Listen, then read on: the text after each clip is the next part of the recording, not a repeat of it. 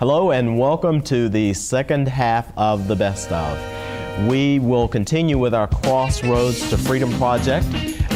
This time we've got two more guests with us, and they are working on the Crossroads to Freedom team. We've got Jonathan Payne.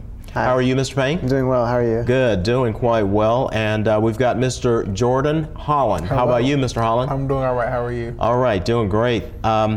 First of all, I would like to ask you guys the same. Tell us a little bit about you, Mr. Payne. Where are you from?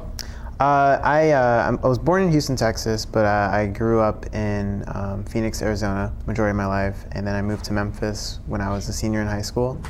And so I'm a rising senior at Rhodes College. I'll be a senior in the fall, and I'm an art and film studies major, and that's pretty much it, really. Okay. Tell us some things about you, Mr. Holland. So are you a Memphian as well? I am not, actually. I was born and raised in Columbus, Ohio. Okay. Yes, I attended Fisk University. I've graduated with a Bachelor's of Music, and I plan to pursue my Master's at Roosevelt University in Chicago. Okay. Yeah. And we had a conversation the other day. Will you share with the audience what you are planning to do for a living? I plan to be a singer. Right now, the focus is classical, singing operatic music and classical art songs and whatnot.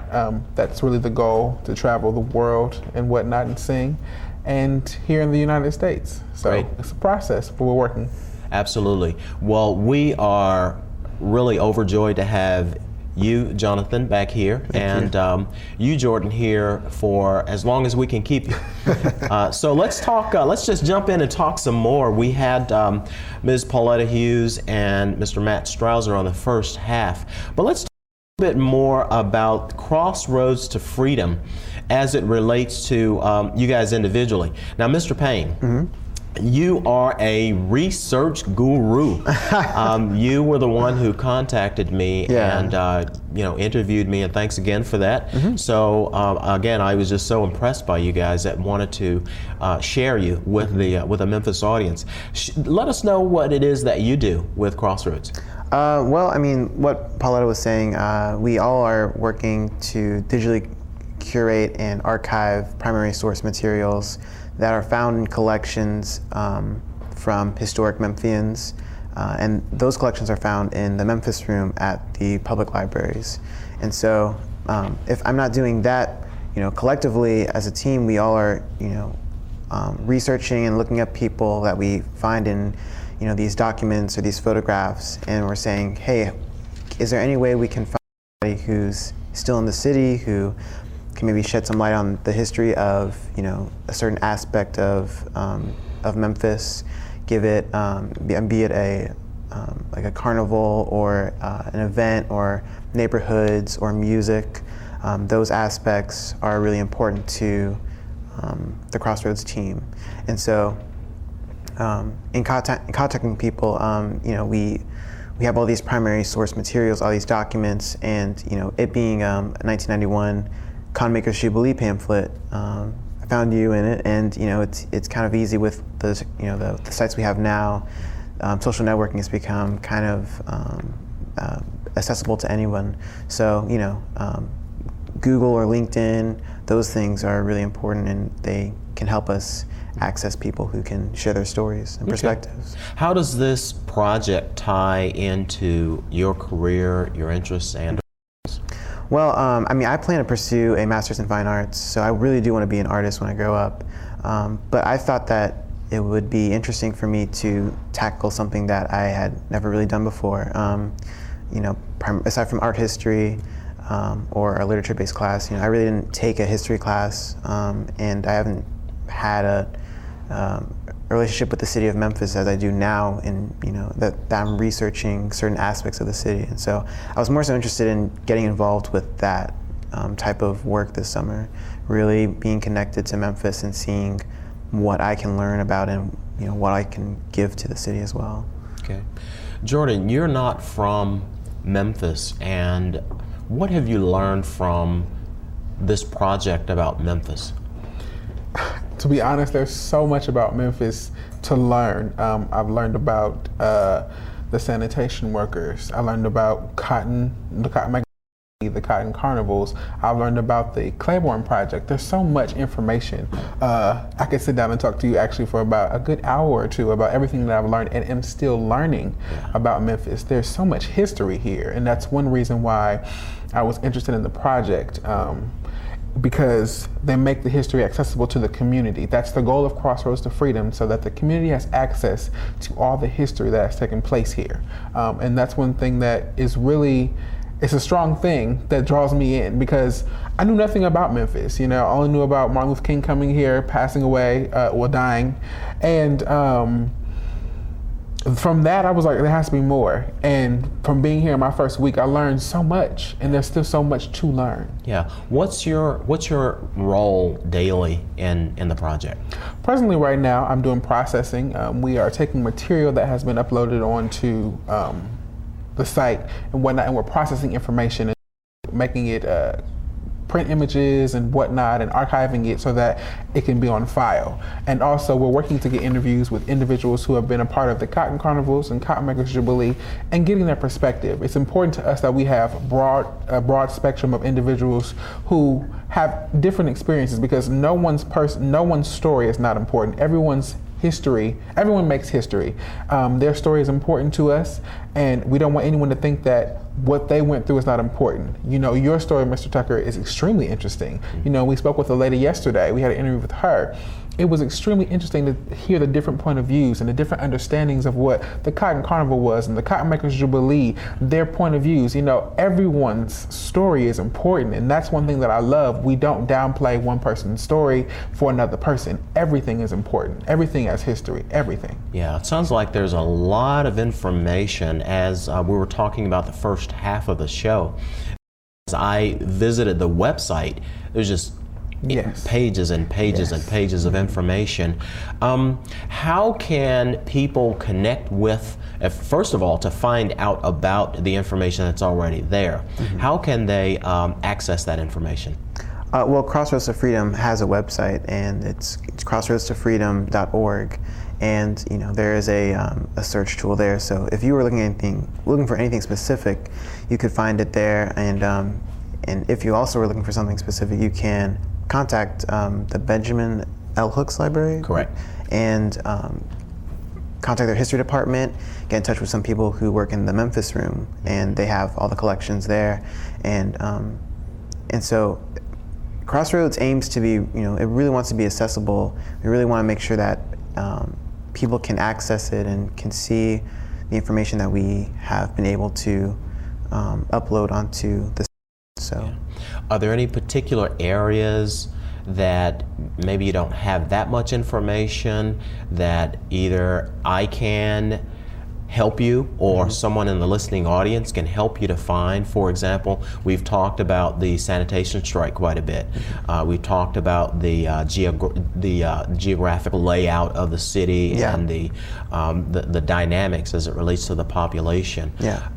We've talked about Jubilee and and that program and the carnival season and all. Any other areas that are of interest that we could help you to find some more information out about? Well, I guess not specifically, because those projects that you had mentioned are the ones that we are working on this summer. And so if anybody, in specifics, I guess, with the Cotton Makers Jubilee and the Cotton Carnival, I guess, one of our aspects is to, get an understanding of how different social events in Memphis have shaped a community. And so Memphis in May, for example, Beale Street Music Festival, those two things as being primarily what Memphians do in May now, and that kind of social event, the history of the beginnings of those two events and how they relate to the history of the Cotton Carnivals, or the carnivals in general.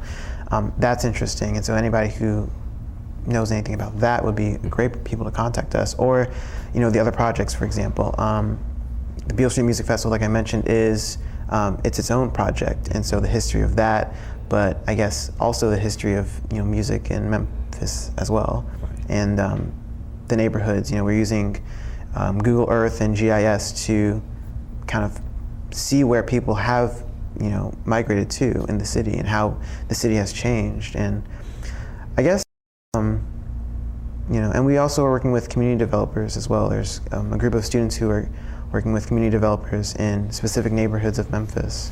So, but to be honest, anybody who can feel like a certain aspect of history in Memphis that's not being, I guess, talked about, if they have an idea, if they want to contribute, by all means, we would love to hear it, because that can definitely be a project that can be built for future.